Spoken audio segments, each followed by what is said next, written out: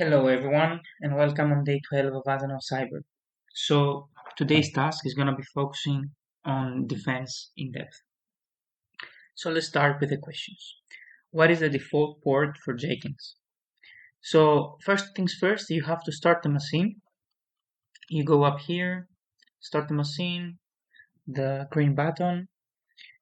And now after you start the machine, here we have some credentials to connect to the server through SSH using the admin credentials, but we're not gonna do this for now because otherwise, like, what's the point of hacking?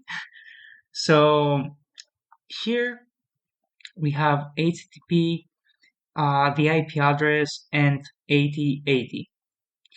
If we go on this port, on this IP address, you can see that we have a Jenkins dashboard.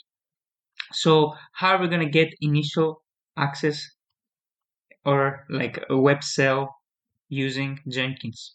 So we have to go on manage Jenkins, script console. In here, we are going to use a payload. First things first, we have to copy this. After we copy this and paste it here, we go on the beginning of the file. Okay, so here on the host, we have to change this string over here with our IP address. To be able to find the IP address, we have to do if config, and we're going to be using this IP address here. Okay, in your case, it's going to be your computer's IP address or the VM's, TryHackMe VM's IP address. For this payload, we're going to be using the port 6996. And what we need to do before we run the payload, we have to start a listener. To start a listener, we need to do nc for netcat lvnp on the port 6996. We are listening here, and after we run this payload, you can see that we got the connection from the server. So now, if I do pwd, you can see that I'm on var lib Jenkins on the server. Who am I? I'm Jenkins. So now, how are we gonna escalate our privileges? If we go on opt scripts and I do ls, you can see that there is a backup.sh. I'm gonna see what there is in the file. And as you can see, the script creates some directories and then copies some files in the directories. And after that, we can see that we have a username and password to copy via SSH protocol, to copy some backup to another directory, which is Tracy's directory. And as you can see here, we use the credentials of the user Tracy. So username is Tracy, password is this password over here. So let's try, since we already know that the server is using SSH because it's already using SCP, which is SSH copy, secure copy. So let's try to connect using SSH with the user Tracy. I'm gonna go on my terminal. Okay. So I already have stored the credentials. These are the credentials, and I'm gonna do SSH Tracy. Then we need the IP of the server. You can find it in many different ways. I'm gonna take it from the previous connection from here. So after that, enter, and then we need the password. Then I have to provide the password to the terminal. Oops. Okay. Okay, now we are in the server as the user Tracy. Let's see if we can find something. ls, Here there are the backups. We are in this directory. Let's clear the screen. And now let's try to answer some of the questions. If I go down here,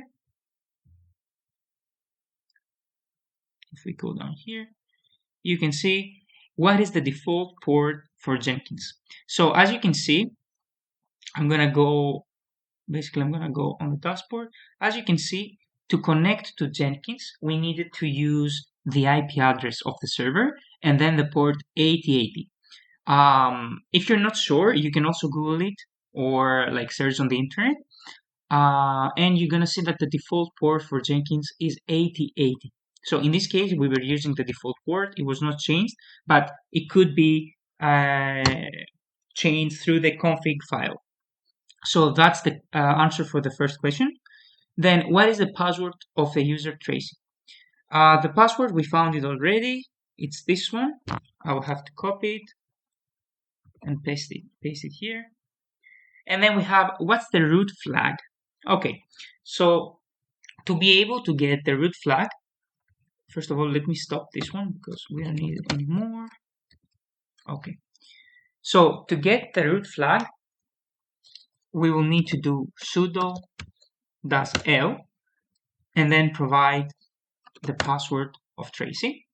So as you can see here, user Tracy may run the following commands on Jenkins, and it says all. So we basically can run all the commands on the server using the sudo command. The sudo command is the super user do, which means I want you to do it like you're the super user. So I don't want you to consider any configurations. I don't want you to consider any privileges. So sudo su for super user.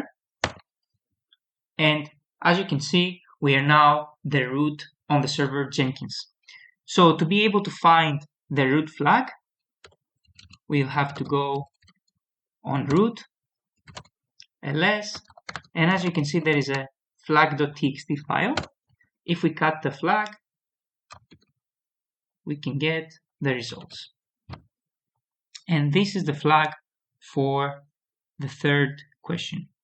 So what is the error message when you log in as Tracy again and try sudo l after its removal from the sudoers group? So now, to be able to do this, we'll have to go up, first of all, and I'm gonna connect to the server using the admin credentials. So let me split the screen. So SSH admin, the IP of the server. I'm just gonna take it from here. Okay, we hit enter, and then we need the password. The password is this one, super strong password 123. We copy, paste, and as we can see, we connect on the server as the admin. So now what I'm gonna do, I'm gonna go a bit down here, and I'm gonna remove Tracy from the sudoers list. So Tracy from now on won't be able to run any sudo commands. So let's do sudo delete user, Tracy from sudo, from the sudo group. So if we run this command, it's done. And now if we exit here, clean, and we try to do sudo -l, okay, we need to connect again because it didn't change. Let me connect again. Okay, one moment. Cut Tracy. Okay. Okay, and now if we do sudo l and the password, as you can see, we get a message, sorry, user Tracy may not run sudo on Jenkins. So if we take this and we paste it here, you can see that this is the correct answer for the fourth question. So what's the SSH flag? To be able to find the SSH flag, I'm gonna use the admin user over here. We have to go to basically we have to cut the etc. ssh d config, and after we cut this is the configuration file for SSH. After we cut this, if we go here on password authentication, which is yes now, and in the task we've been asked to turn this into no, right below password authentication you can see that there is a flag, need to secure this secure cell. So copy this, paste, submit, and this is the correct answer for this question. And what's the Jenkins flag? To get the Jenkins flag, we have to go clear. Okay, we have to do cat var lib Jenkins, and then we have to get config xml.back because we're looking for the backup file. So if you check here, if we go up here, you can see that in this file there is this flag, full trust has no place in security. We copy this, paste, and this is the last answer for today. Thank you for watching. I hope you enjoyed the video, and see you on day 13 of Admin of Cyber.